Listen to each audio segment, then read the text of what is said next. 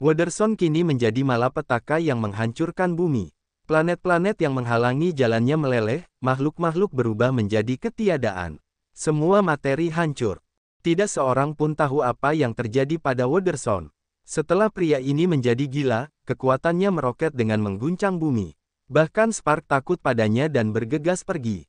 Namun, Waterson juga mempercepat langkahnya saat energinya meningkat. Thornton, Pargo, dan sekelompok ahli alam dewa baru dapat memprediksi gerakannya sebelumnya dan pergi selangkah lebih awal karena mereka memiliki alam yang dalam. Namun, mereka yang alamnya di bawah alam dewa baru tidak seberuntung itu. Mereka tidak dapat melarikan diri. Medan mematikan Waterson meluas dan menutupi mereka. Mereka semua berasal dari pasukan elit dari dua keluarga di alam dewa ethereal. Namun, tidak ada dari mereka yang dapat melarikan diri. Semua hancur. Tepat sebelum medan mematikan menutupi mereka, siluet jahat menghilang dalam formasi mereka. Setelah kilatan lain, siluet itu mengubah arah dan melesat menuju tempat berikutnya di mana lebih banyak anggota dari dua keluarga berkumpul. Dia ingin membawa Waterson ke area terpenting keluarga Breckelfeld dan keluarga Austin. Dia ingin menggunakan kekuatan erosif Waterson untuk melenyapkan semua prajurit elit inti dari dua keluarga besar. Mata Thornton memerah. Dia menggelegar seolah-olah dia memiliki masalah mental. Raungannya seperti guntur yang menggerutu yang menyerbu ke arah Waterson. Waterson benar-benar kehilangan akal sehatnya. Dia mengabaikan teriakan Thornton. Di dalam hatinya hanya ada satu fiksasi sekarang, bunuh Xian. Dia telah mengunci aura Xian. Kemanapun Xian menuju, dia bisa mengejarnya dari dekat. Ketika Xian bergerak lagi ke arah gerombolan dua keluarga klan dewa, Waterson secara alami mengejarnya. Tidak, bukan itu. Spark tiba-tiba menemukan sesuatu yang salah. Dia memeriksa dan berubah warna. Xian adalah alasan mengapa Waterson menjadi gila. Dia telah memanipulasi Waterson dan membuatnya melanjutkan pengejarannya. Spark mengerti sekarang. Waterson seharusnya tidak kehilangan akal sehatnya ke tingkat itu untuk waktu yang lama seperti ini. Spark benar, Xian punya pengaruh dalam hal ini. Energi negatif di titik akupuntur Xian adalah jenis energi yang bisa mendorong orang ke tepi jurang. Dia telah menstimulasi energi negatif, menciptakan semburan, dan mengirimkannya ke kepala Waterson, membuatnya semakin kejam dan marah. Sama seperti api yang menerima lebih banyak minyak, kegilaan Waterson sedang membakar yang telah memicu sifat haus darah dari darah manusianya. Benar-benar, dia telah kehilangan dirinya sendiri. Tidak perlu menyebutkan teriakan Thornton, bahkan jika Spark menggunakan kekuatannya untuk membangunkan Waterson, itu tidak ada gunanya. Dengan arus energi negatif yang membanjiri pikirannya, Waterson kini menjadi manusia buas yang akhirnya tenggelam dalam kegembiraan membunuh yang sederhana. Ia tidak memiliki sedikit pun kesadaran yang tersisa dalam dirinya. Penguasa baru kekuatan haus darah. Thornton terdengar takut. Spark mengangguk serius, matanya berbinar. Dia diam-diam membuat masalah. Dia menggunakan kekuatan jahat dan negatif pada Waterson untuk membuatnya tetap gila. Kita harus menangkapnya untuk membangunkan Waterson. Kemudian, Spark melintas dan menghilang.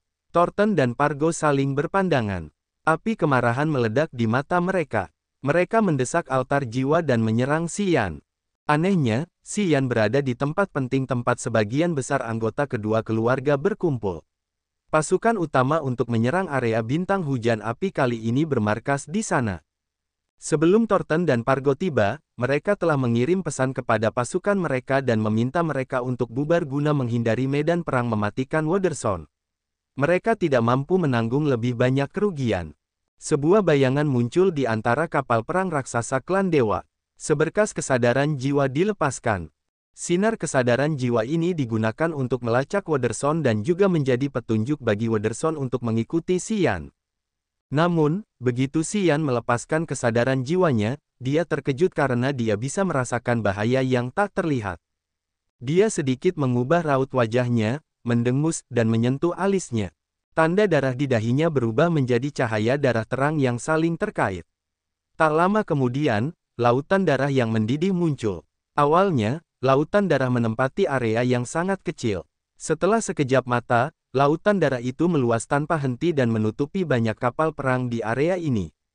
Para prajurit dewa di kapal perang itu bingung.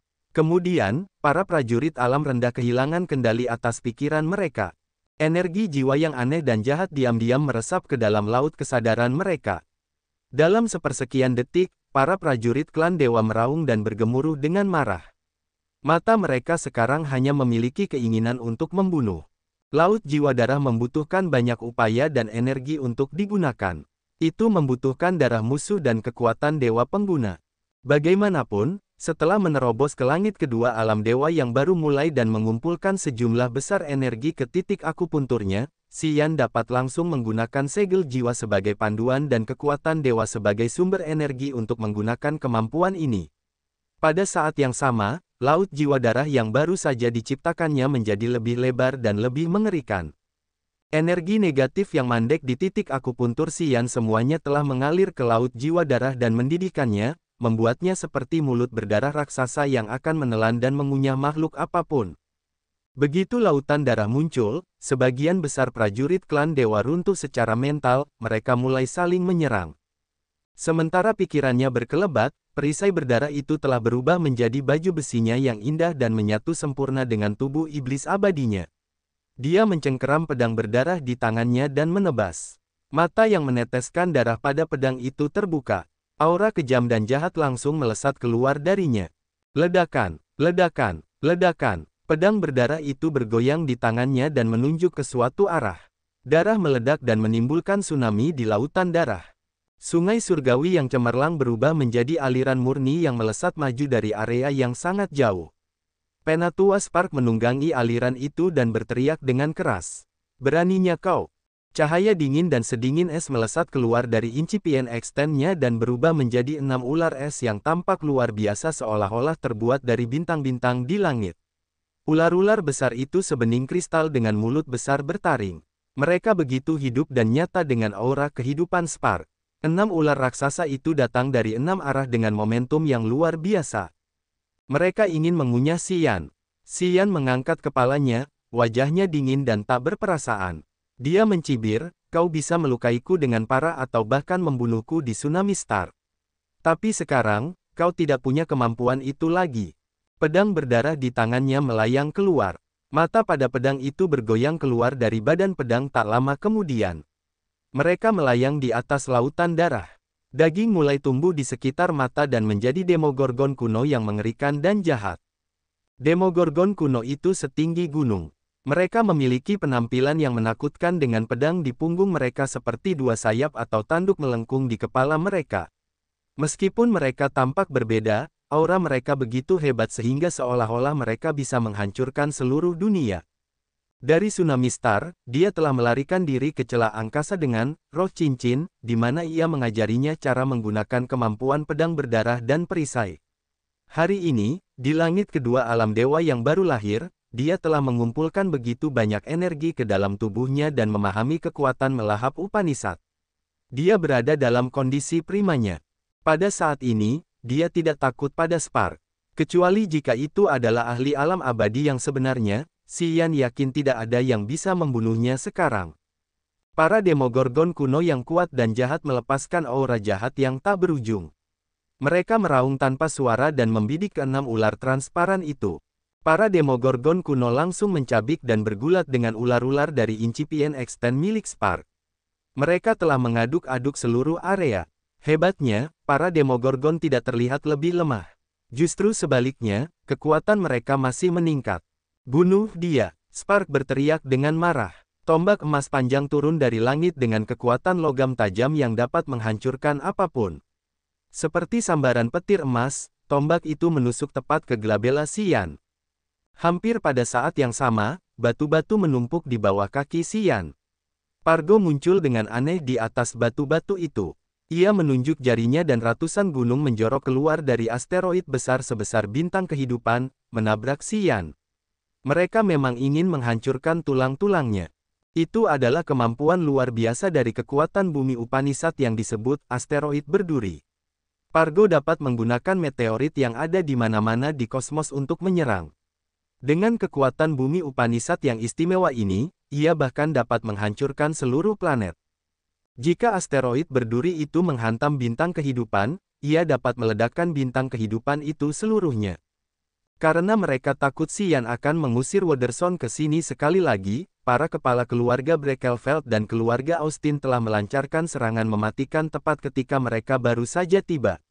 Mereka mencoba membunuh Xian dalam satu serangan dan mengirimnya untuk bersatu kembali dengan Bloodthirsty. Telan langit, telan bumi, Xian menyeringai jahat. Incipient Extend miliknya muncul seperti galaksi yang cemerlang atau dunia pada fajar terbaiknya. Jurang gelap misterius yang mirip dengan lubang hitam di tanah suci Bloodthirsty Force muncul di dalam Incipient Extend miliknya lalu terbang keluar dan melayang di atas lautan darah. Kekuatan penghisap yang mengerikan keluar dari lubang hitam itu seolah-olah bisa menelan langit. Energi berfluktuasi aneh di area ini. Semua ahli tiba-tiba merasa bahwa jiwa mereka akan runtuh. Jiwa dan altar jiwa mereka tidak mendengarkan kendali mereka. Mereka ingin terbang menjauh dan jatuh ke dalam lubang hitam itu. Spark, Thornton, dan Pargo tidak terkecuali. Spark mengubah wajahnya secara dramatis. Dia sangat takut dan berteriak, sayang sekali. Dia memiliki kemampuan kekuatan Devouring Upanishad. Jangan gunakan hal-hal di Incipient Extend milikmu untuk menyerangnya. Gunakan kekuatan dewa milikmu. Gunakan kekuatan dewa milikmu untuk menyerangnya.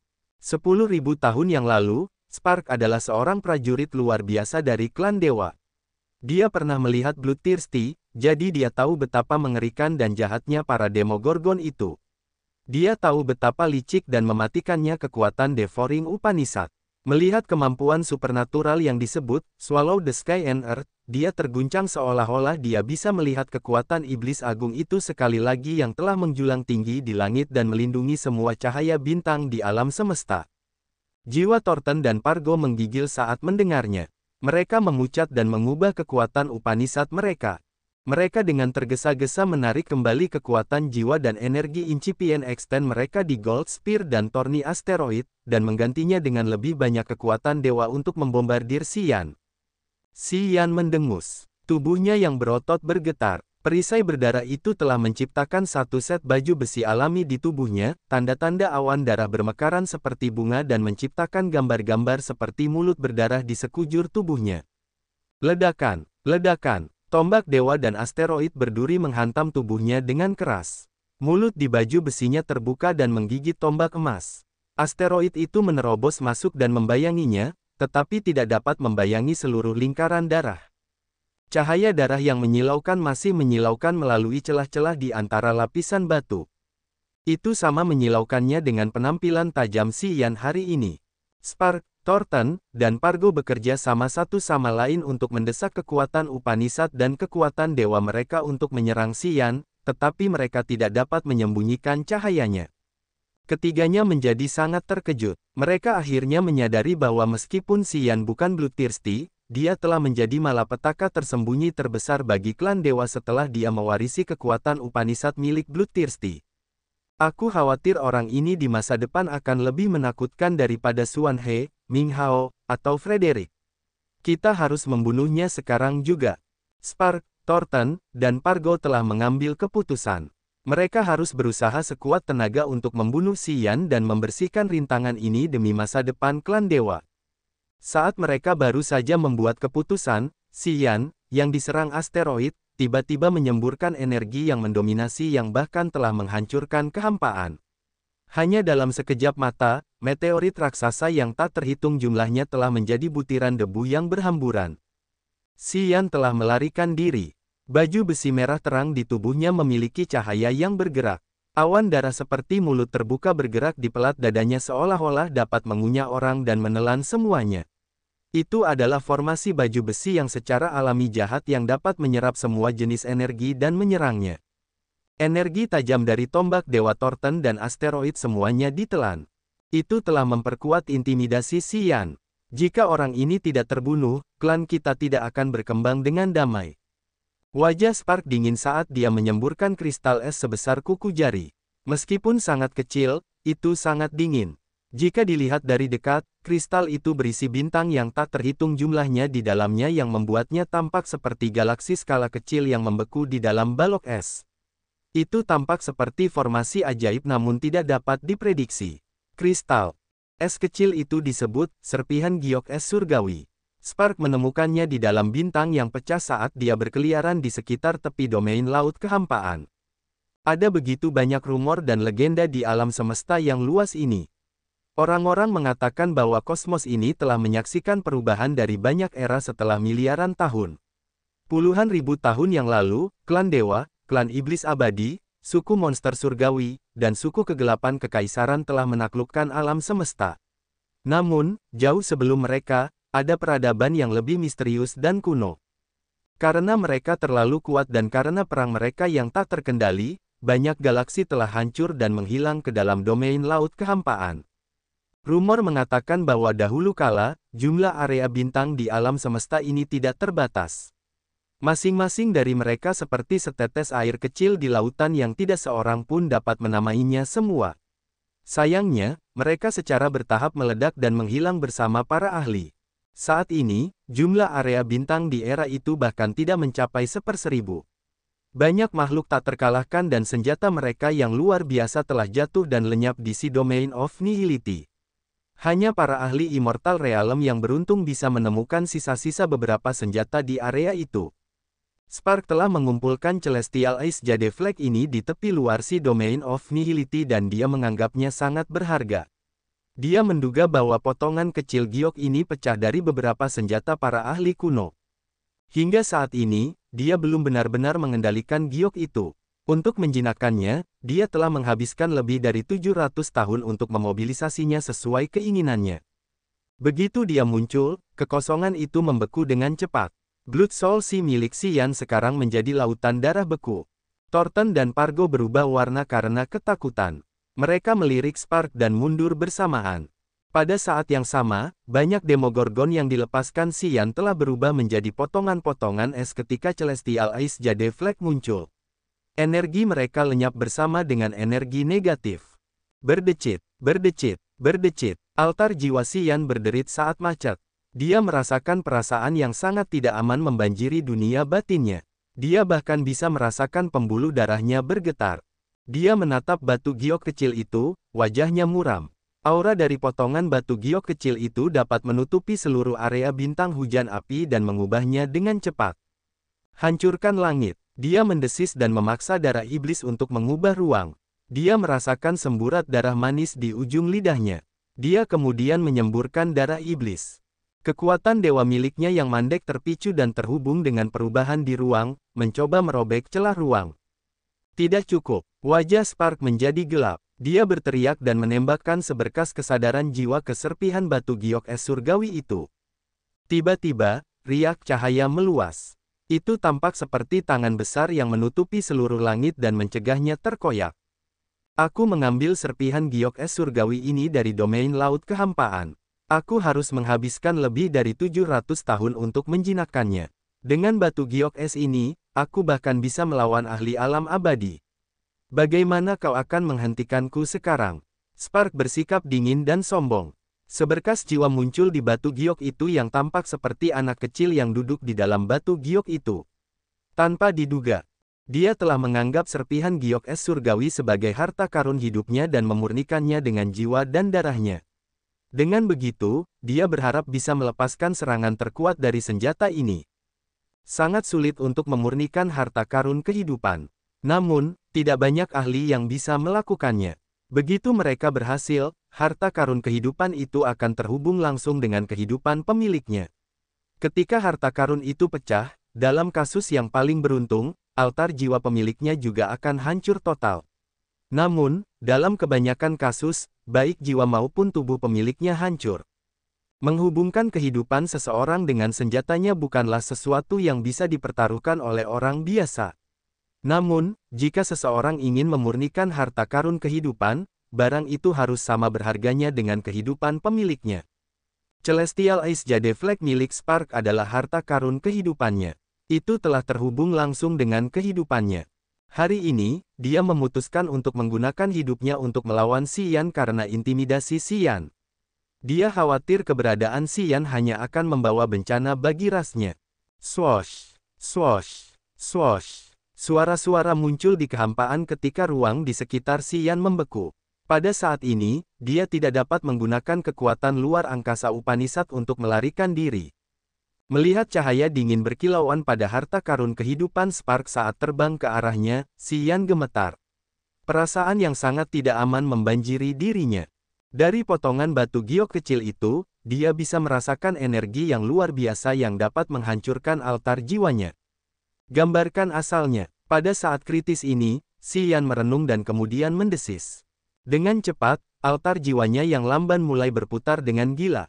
Hampir pada saat yang sama, energi dari banyak hutan lebat di tepi benua di Grace Mainland, yang berada di Agate Star area yang jauh, diambil alih. Mereka layu dan mengering seketika.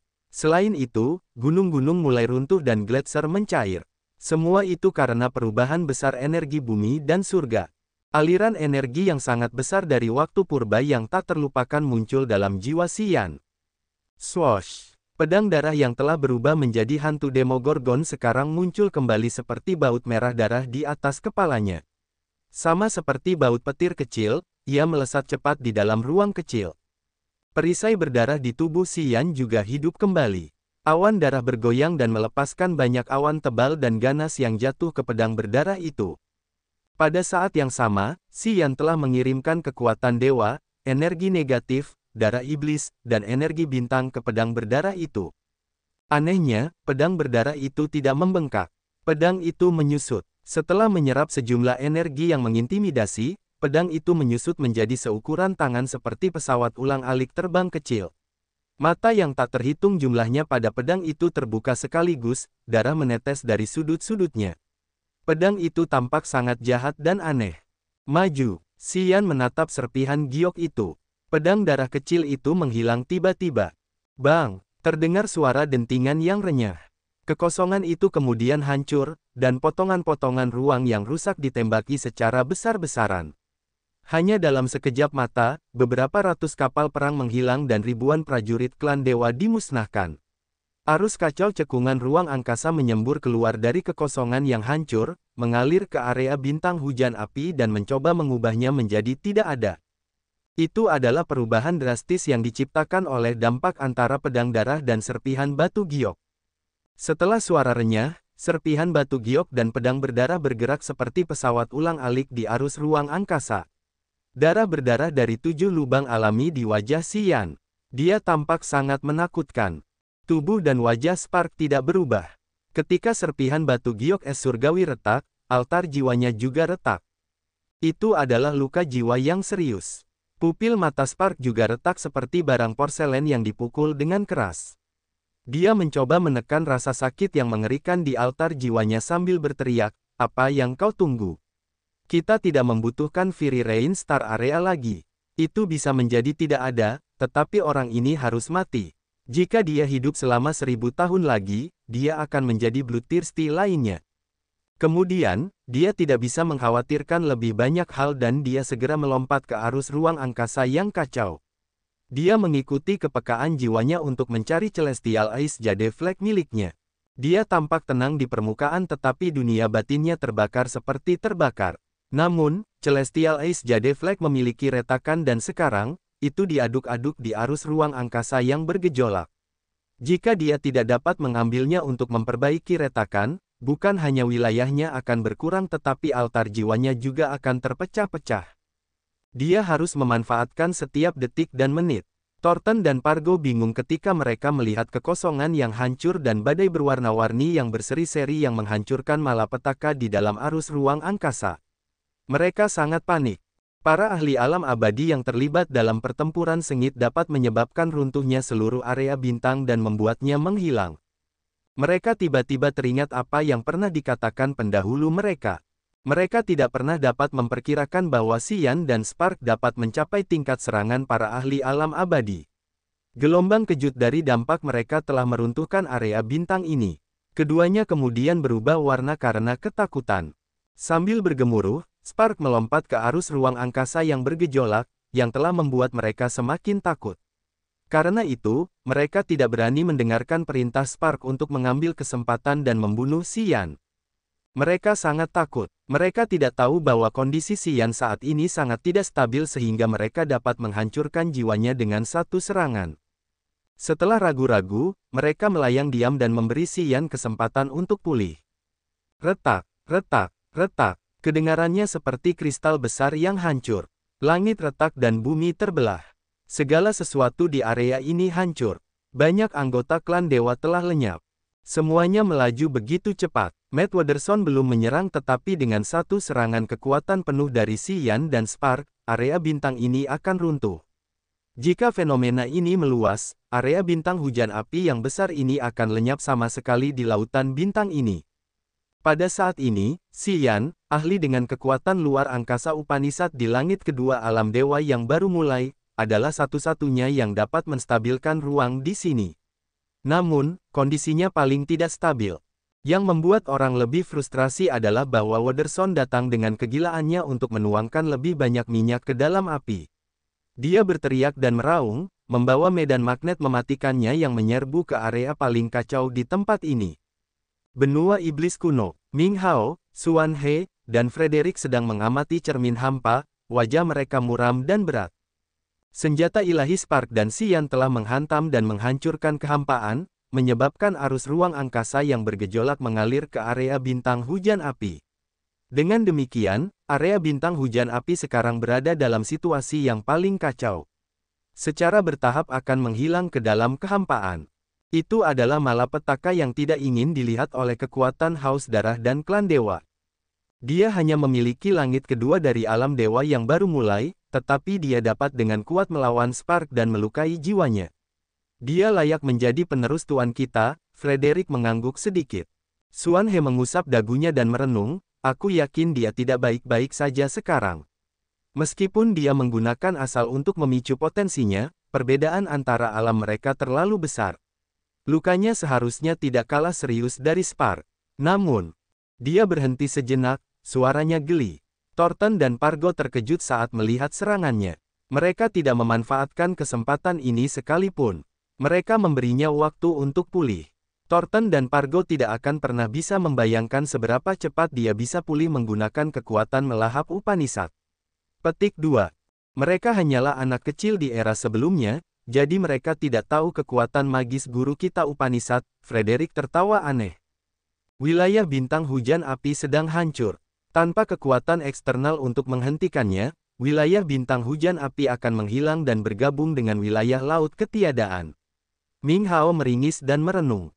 Kemudian, dia mengirimkan seberkas jiwanya. Jiwanya bergerak seperti pesawat ulang-alik di antara ruang yang berbeda dan mencari sesuatu. Setelah waktu yang lama, Ming Hao menyipitkan mata dan tidak bisa menyembunyikan desahannya. Xuan He meliriknya dan bertanya, "De Charles tidak ingin membantu?" Ming Hao mengangguk. "Aku selalu penasaran. Kau adalah pemimpin paling terkemuka dari generasi baru Imperial Dark Tribe tahun itu. Master kami, membunuh gurumu.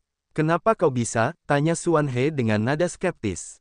Ming Hao tiba-tiba mendengus dan berkata, "Yah, bukankah kau, Ming Hao, pemimpin klan iblis abadi? Kau juga mengikuti master kami." De Charles tidak mau datang dan Fury Rain Star Area masih memiliki Waterson yang misterius itu.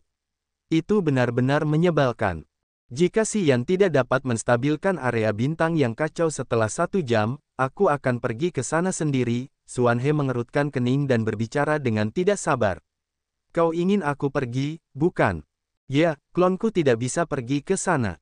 Kau harus pergi ke sana. Kalau begitu, Ming Hao berhenti sejenak dan kemudian merendahkan suaranya. Orang bernama Waterson itu memiliki profil yang normal, tetapi dia membuat keributan yang sangat besar. Dia punya sesuatu yang tidak bisa kulihat. Jiwa Ming Hao tersebar di banyak area bintang. Ketika dia berbicara dengan Xuan He dan Frederick di sini, jiwanya yang lain telah menyelidiki profil Waterson secara menyeluruh melalui jalan pintasnya. Jika kau sampai di sana, kau harus fokus untuk menemukan rahasia Waterson. Aku selalu merasa aura Gado di tubuhnya bahkan lebih aneh daripada saat Gado masih hidup. Ming Hao tidak menjelaskannya dengan jelas. Mata Xuan He berbinar. Dia menatap cermin hampa dengan dingin dan tidak berkata apa-apa.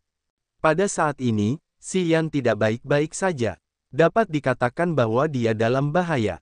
Jika Thornton dan Pargo memukulnya sekali, dia akan langsung pingsan.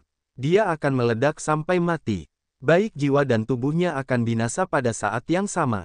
Pada saat ini, tingkatan altar jiwanya tampaknya putus dan hubungan antara laut kesadaran, Upanishad kekuatan, dan tingkat awal terputus.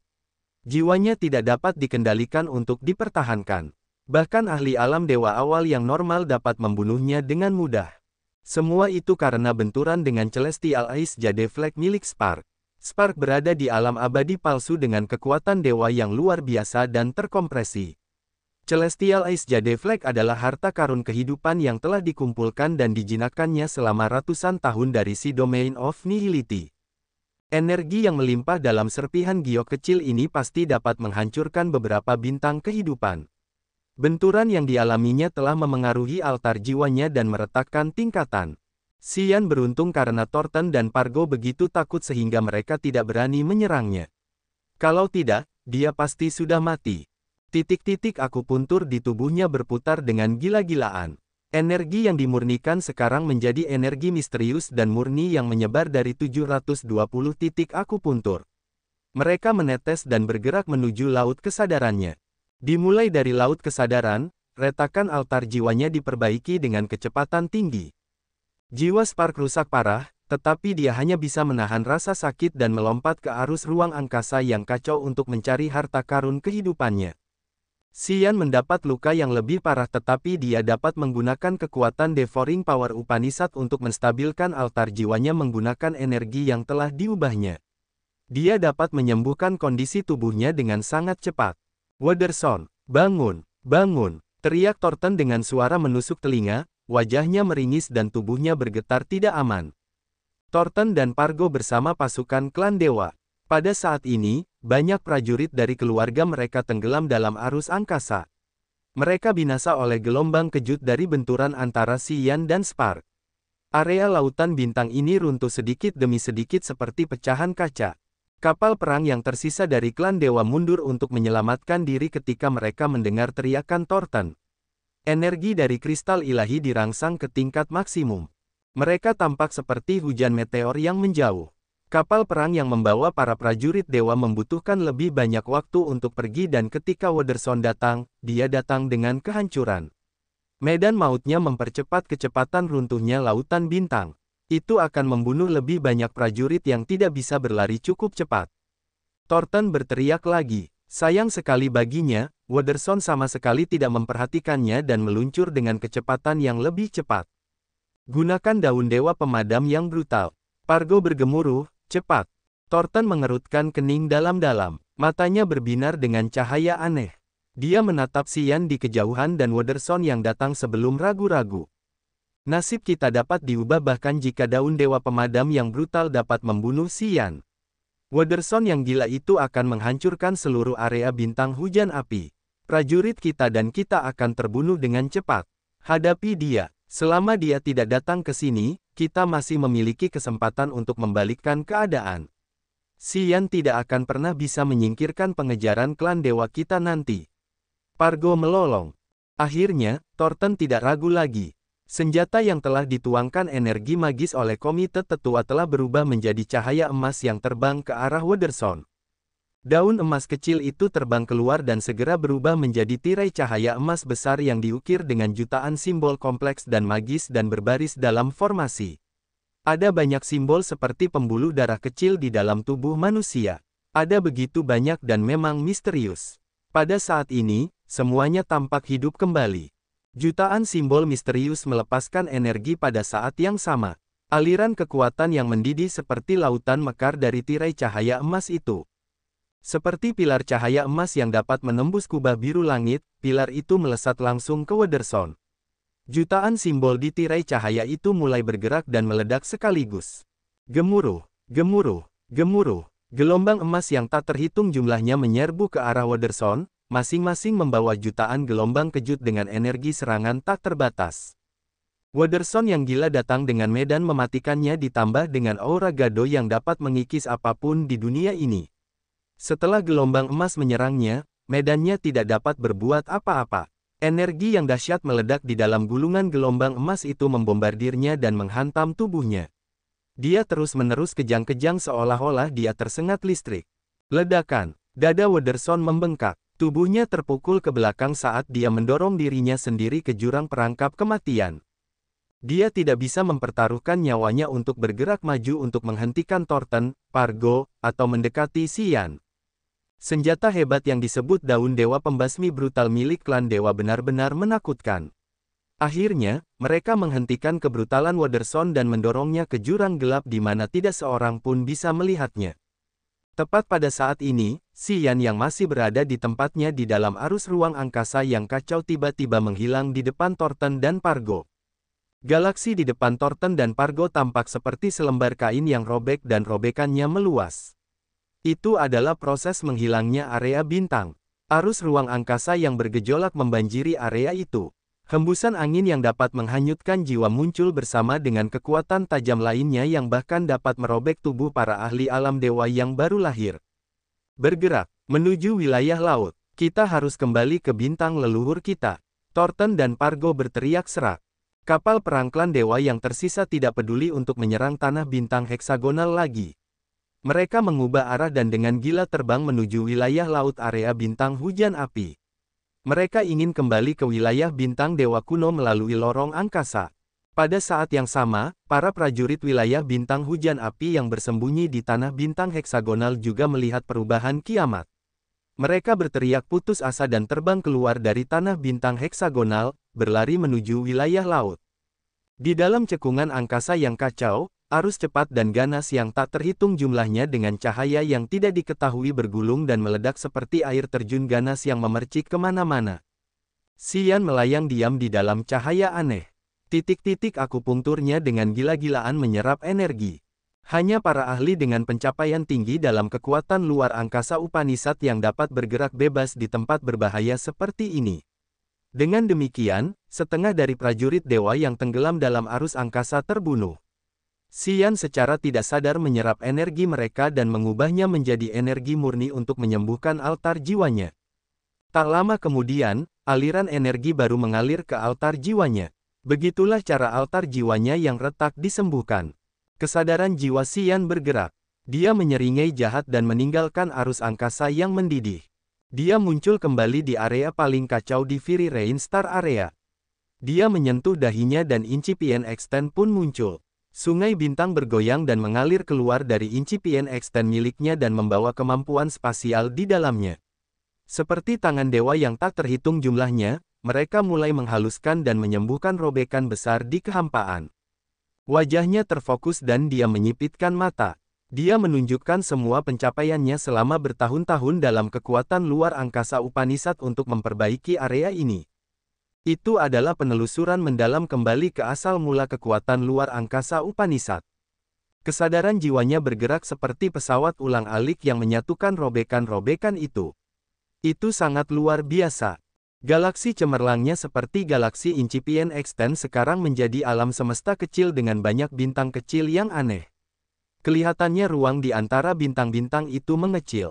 Sementara dia memperbaiki ruang, energi misterius dari titik-titik akupuntur masih mengalir ke laut kesadaran dan altar jiwanya. Dia telah mencoba yang terbaik untuk memperbaiki robekan di kekosongan itu sehingga dia tidak menyadari bahwa incipient extend-nya meluas seperti alam semesta yang nyata dan terbuka karena lebih banyak energi misterius mengalir masuk. Xian memiliki perasaan ajaib karena incipient extend-nya dan titik-titik akupuntur di tubuhnya terhubung dengan halus dan indah. Xian memiliki perasaan yang menyentuh tetapi tidak diketahui. Kekosongan yang hancur menjadi halus seperti cermin. Semuanya perlahan kembali ke status normalnya. Xian tampak fokus saat dia menggunakan pemahaman magis dari kekuatan ruang Upanishad selama bertahun-tahun untuk memperbaiki ruang dan membuatnya rata dan halus. Ruang yang robek itu seperti luka yang tertutup. Arus banjir yang tak terhitung jumlahnya dari luar angkasa terhenti di luar. Gumpalan kesadaran jiwa milik Xian seperti pedang ruang terbang di sekitar area tersebut. Mereka mengumpulkan potongan-potongan kecil ruang yang hancur dan membimbingnya ke arus kacau di luar area bintang. Setelah 1 jam, lubang besar yang disebabkan oleh serangan Xian dan Spark telah diperbaiki. Area bintang hujan api akhirnya bisa menghindari konsekuensi yang hancur dan menghilang. Dia memeriksa sekeliling dan melihat kapal perang klan dewa. Dia tersenyum. Pikirannya berkedip dan titik akupunkturnya tiba-tiba memiliki kekuatan hisap yang luar biasa seperti paus raksasa yang menyedot air. Energi deras dari para prajurit yang mati belum lenyap. Mereka secara tak terlihat mengalir menuju titik akupuntur Si Yan dan mengisinya sekali lagi. Rasa sakit bengkak yang sudah dikenalnya muncul kembali. Penuh energi, Si Yan merasa sangat segar. Dia tidak bisa menahan tawa riang.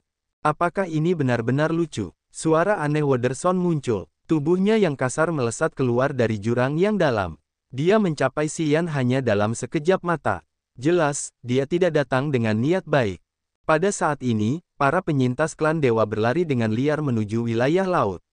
Dan bahkan para prajurit dari area bintang hujan api sedang menuju ke sana. Hanya Si Yan yang melayang di area ini ketika Wonderson datang dengan api amarahnya. Namun, dia tidak langsung menyerang Si Yan. Dia dengan jahat melotot ke arah Si Yan. Tiba-tiba, matanya menunjukkan kilatan kesedihan yang enggan. Melihat potongan-potongan mayat di sekitar area tersebut, Wonderson bertanya dengan suara rendah. Apakah mereka mati karena aku? Tim Thornton dari Beckelfeld tidak tahu bagaimana Wonderson membunuh para prajuritnya ketika dia marah. Tapi sekarang, mereka tahu. Untuk mengetahui hal ini, mereka harus membayar harga yang sangat berdarah. Wonderson juga tidak tahu apa yang akan terjadi setelah ia meledak dalam kegilaannya. Namun, ia tahu bahwa banyak orang meninggal karena dirinya saat ia terbangun. Kali ini, ia memahaminya dengan lebih jelas karena kegilaan ini telah berlangsung begitu lama hingga ia merasa seperti hampir tak berujung. Akhirnya, ia berhasil menguasai dirinya. Hanya secerca waktu yang telah membuatnya mengerti banyak hal. Wonderson bukanlah orang yang haus darah. Ketika ia tahu bahwa banyak bawahannya harus binasa karena kegilaannya, ia tidak dapat menerimanya. Meskipun mereka sering menatapnya dengan pandangan meremehkan, mereka adalah anggota kapal dewa tersembunyi.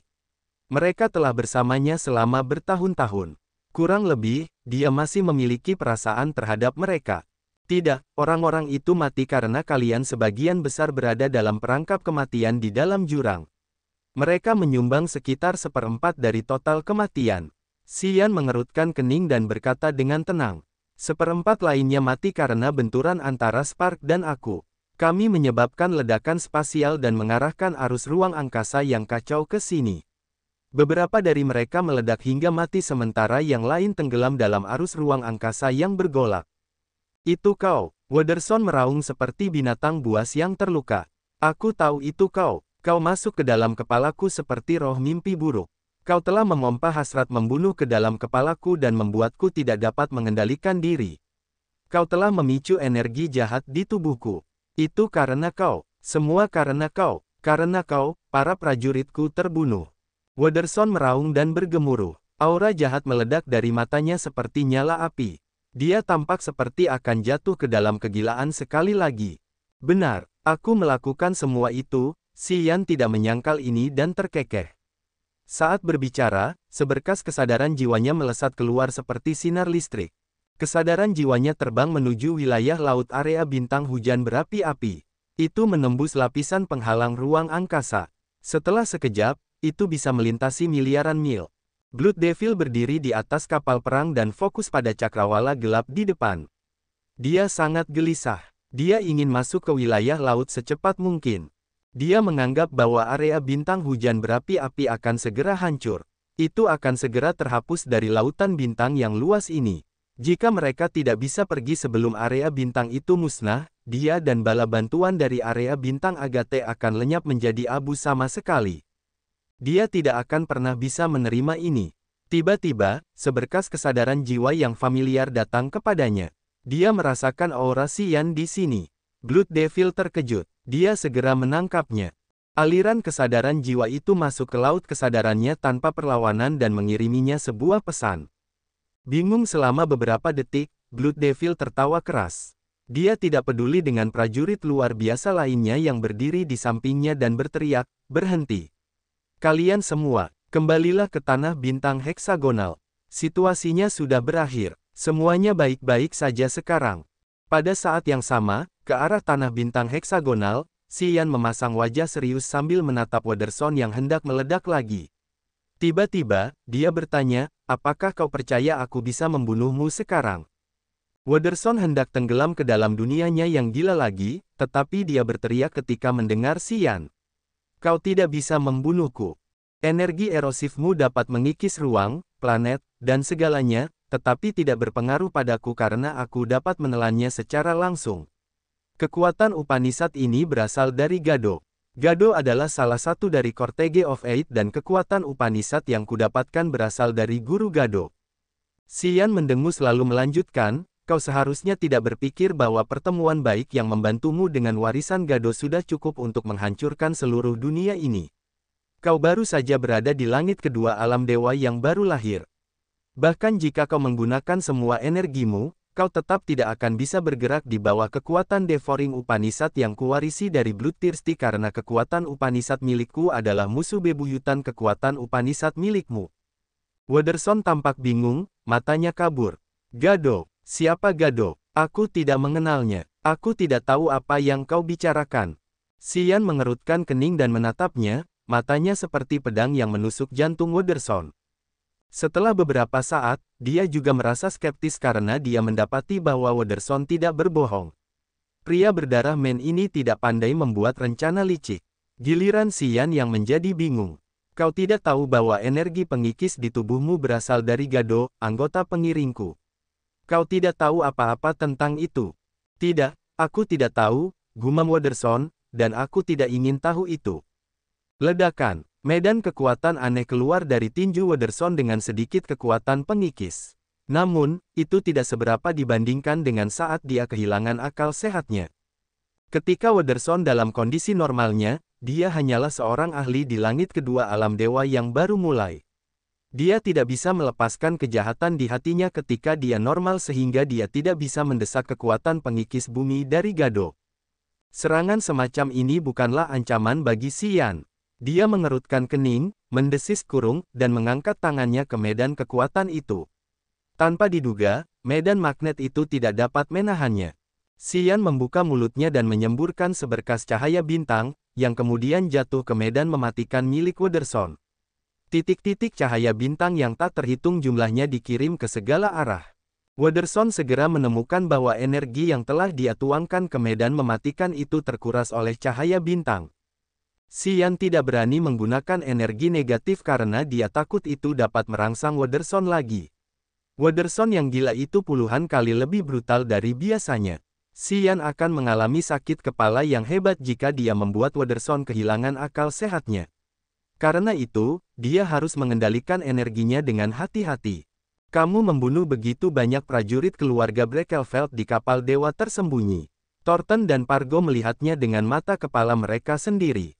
Untuk menghentikanmu, Thornton harus menggunakan daun dewa pembasmi yang brutal yang dapat merobek penghalang tanah bintang heksagonal. Apakah menurutmu kau masih bisa kembali ke keluarga Breckelfeld?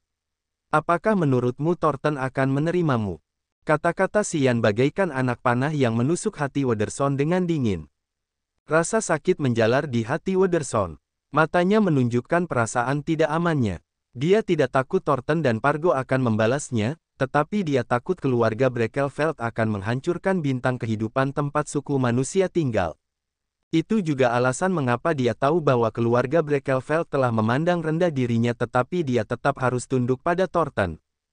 Karena wilayah bintang tempat suku manusia tinggal adalah milik keluarga Breckelfeld, Thornton hanya perlu meludah dan ibunya, kerabatnya, akan dibantai dengan cara yang sama seperti orang menyembelih ternak.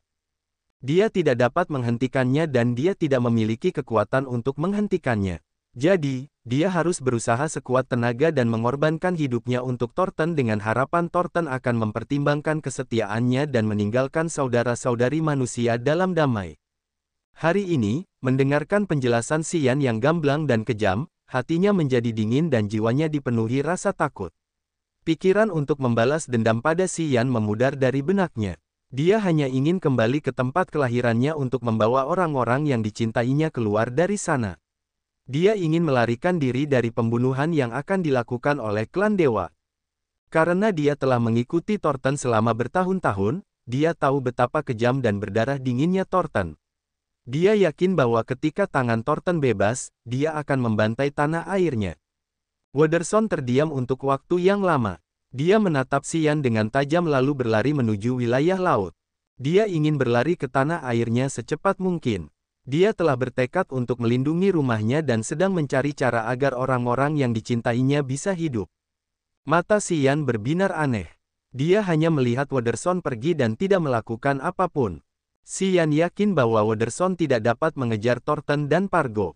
Dia juga yakin bahwa setelah Thornton kembali ke area bintang dewa kuno dengan selamat, dia akan memerintahkan untuk membersihkan tanah air Wonderson.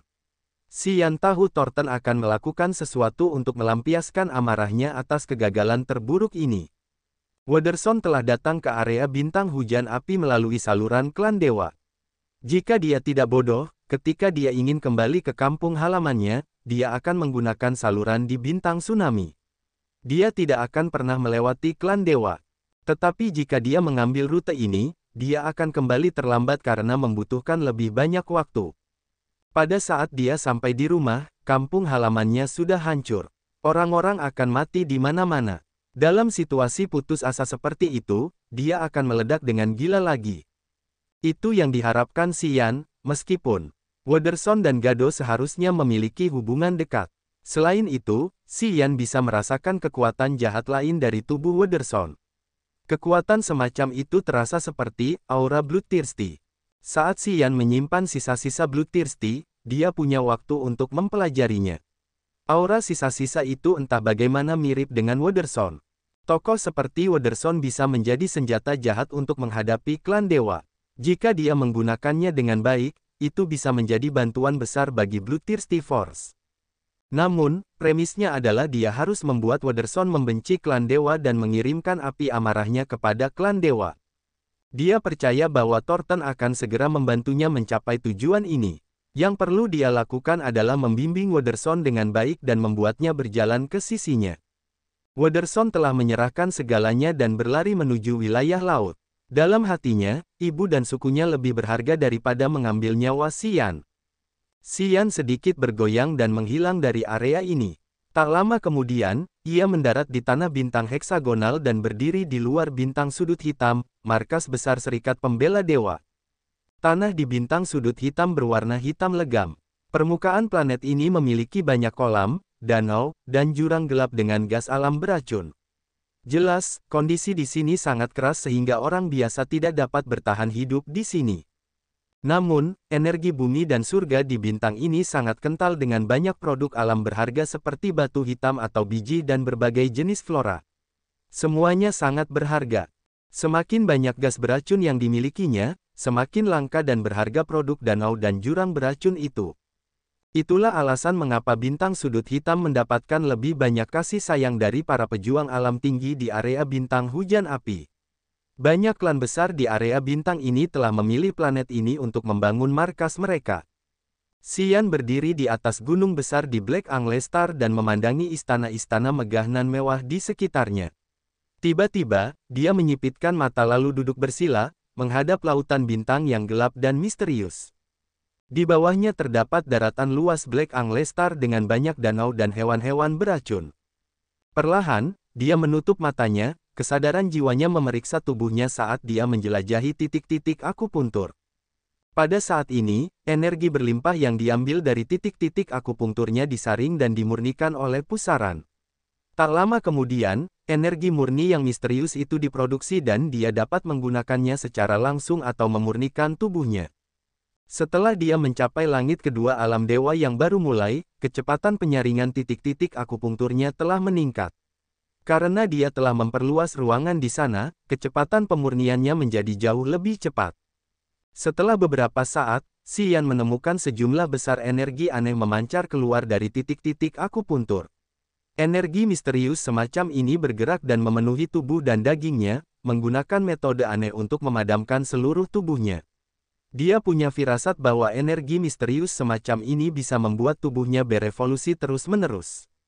Wujudnya akan lebih sempurna. Ming Hao biasa memberi tahu mereka bahwa Bloodthirsty adalah gabungan esensi darah dari 4 makhluk besar termasuk klan iblis abadi, klan dewa, suku kegelapan kekaisaran, dan suku monster surgawi. Dia berada dalam wujud yang paling sempurna dan berada di puncak evolusi. Tubuh dan darah Bloodthirsty adalah tren evolusi bagi para pejuang. Di zaman ini, para ahli memadamkan tubuh mereka dan bertujuan untuk mencapai intensitas tubuh Bloodthirsty suatu hari nanti. Namun, tidak banyak orang yang bisa membuat tubuh mereka lebih kuat dari waktu ke waktu.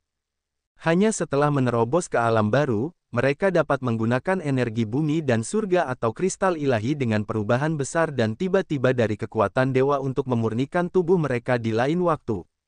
Biasanya, bahkan jika mereka dapat mengumpulkan sejumlah besar energi, mereka tidak dapat membuatnya menyatu ke dalam tubuh dan pembuluh darah mereka.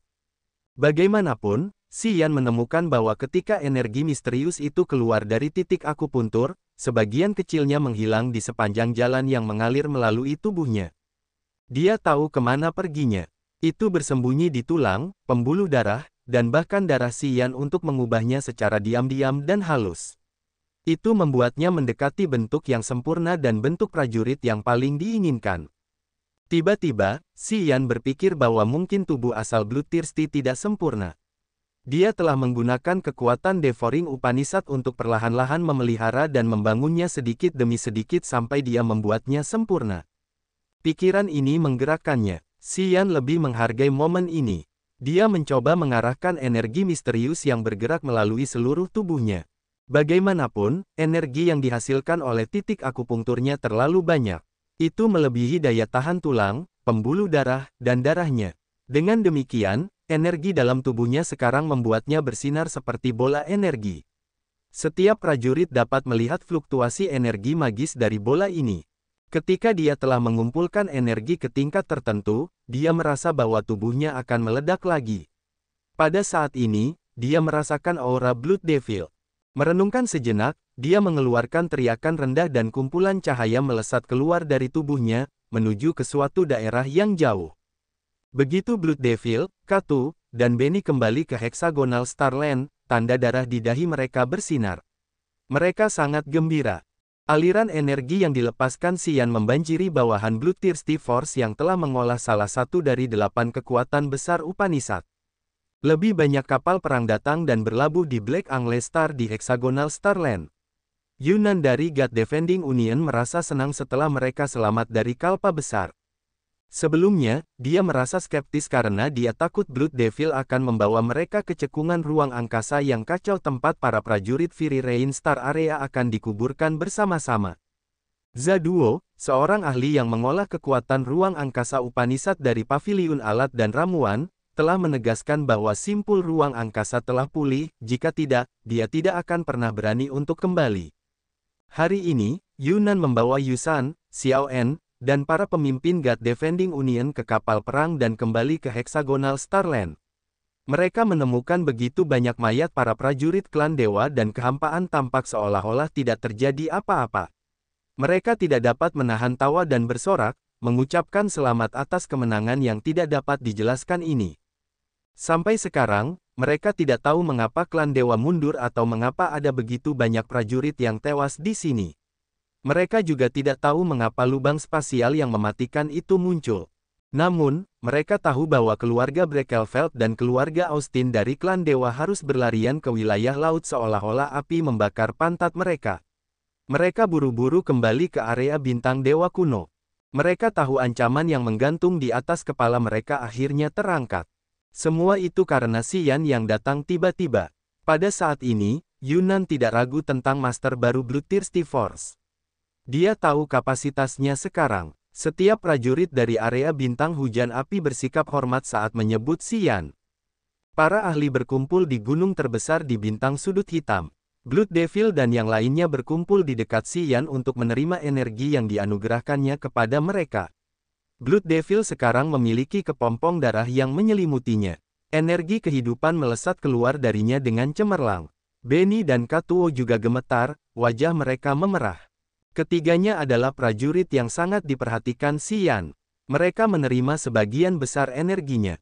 Waktu berlalu dengan cepat. Yunnan dan yang lainnya dengan sabar menunggu mereka menyelesaikan transmisi energi.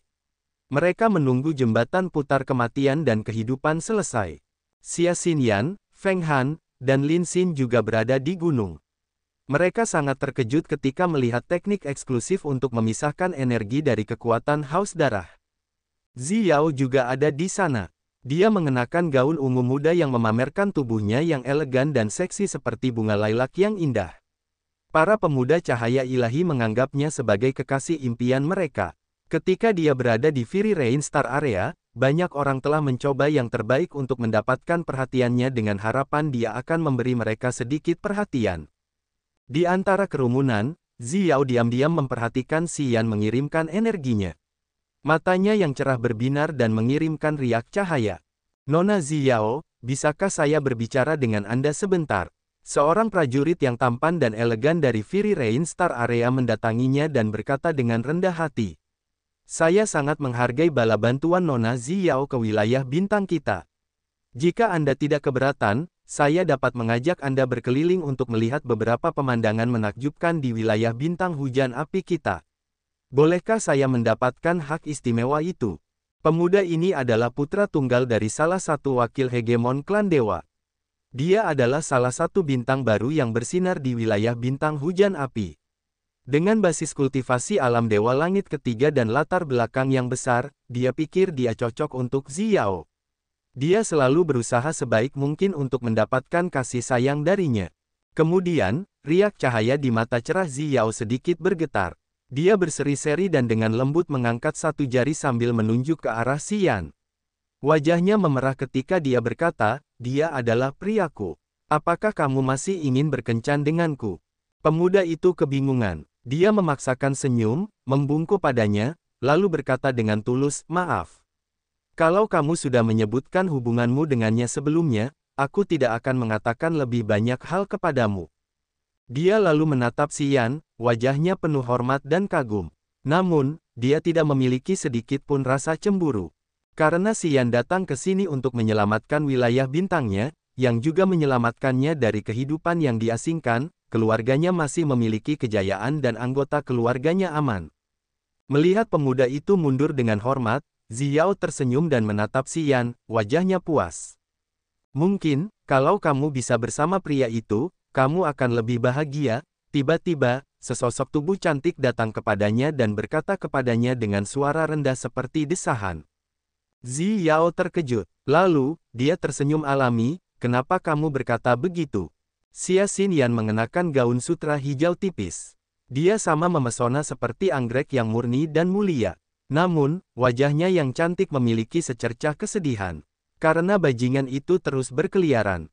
Dia tidak akan berhenti karena kamu atau untukmu. Jika kamu ingin tinggal bersamanya, kamu harus bersiap untuk terbiasa dengan kesendirian yang tak berujung. Apakah kamu sudah mempersiapkan diri untuk itu?